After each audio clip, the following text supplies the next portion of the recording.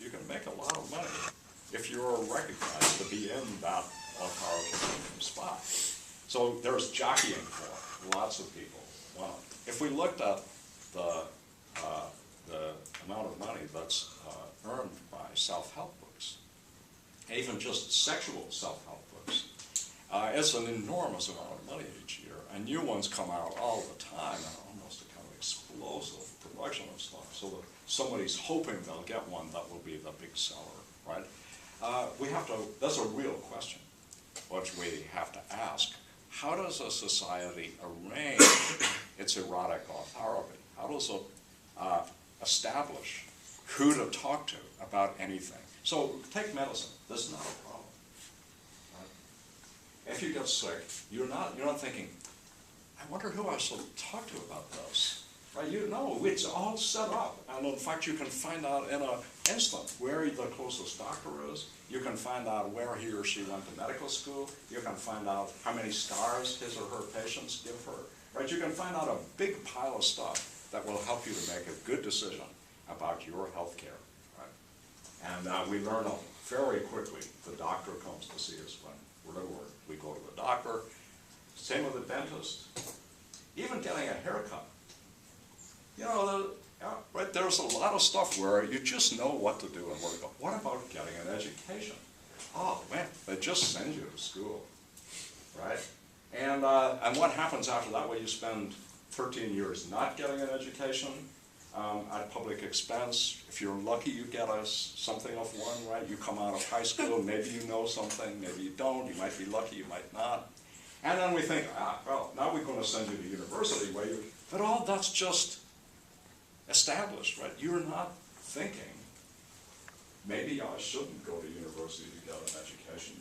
I don't know, maybe I should wander in the desert, right? There's not an issue. And I think that's crucial. Right? So we've got erotic authorities and how a society creates that sphere so that we know what to do and where to go. The social organization of knowledge. In the case of sex and love, in the broadest way, I think it's far less clear where you would go, or who you should talk to, or how you would test the results, right? That's the thought.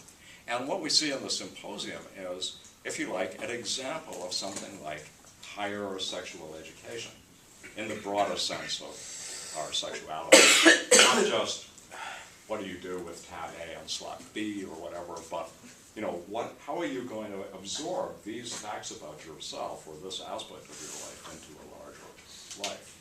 And you get a whole, as Plato sees, it's unclear in ancient Greek who the authorities are too. You get a doctor, that's a good. What about going to the arts? What about the great dramatists? Oh, we get a comic playwright, Aristophanes, who gives one of the best and most famous speeches. It's become so much a part of our thought about love that we get it right. We're all looking for the other half, right? It's right out of that Aristophanic myth. We get a tragedian, we get a philosopher, all having a line, and all confident that they know the truth about love, right? They don't say, gee, I don't know. Nobody says that. They all tell you. Right, that they know. And then you get the deflationary, the Socrates, who says, wait. Let me ask a few questions, right? A few little questions to see if we're right. Yeah. And just to agree with that, I think even in modern times you get that same kind of education. You go to the barbershop and your barber can tell you all about love and like and then your doctor can tell you something too, and like you get it from all these different areas, and everybody's an expert at who really is. Yeah, I completely agree with you. I mean, if you look at any men's or women's magazines, there'll be a big section telling you about your love life and about how to get a date, what to do in bed, how to protect yourself from disease, which is a huge issue. I mean, we have found it with AIDS, but if we go back to look at syphilis, before there was a cure for syphilis, a huge part of our sexual imagination, starting from the beginning, so to speak, as from historical records, is that sex is a very good way to get some very unpleasant diseases. If that's a part of our cultural formation with respect to sex, and all you have to do is look at the vast literature on syphilis, see this, right, is we put two things together.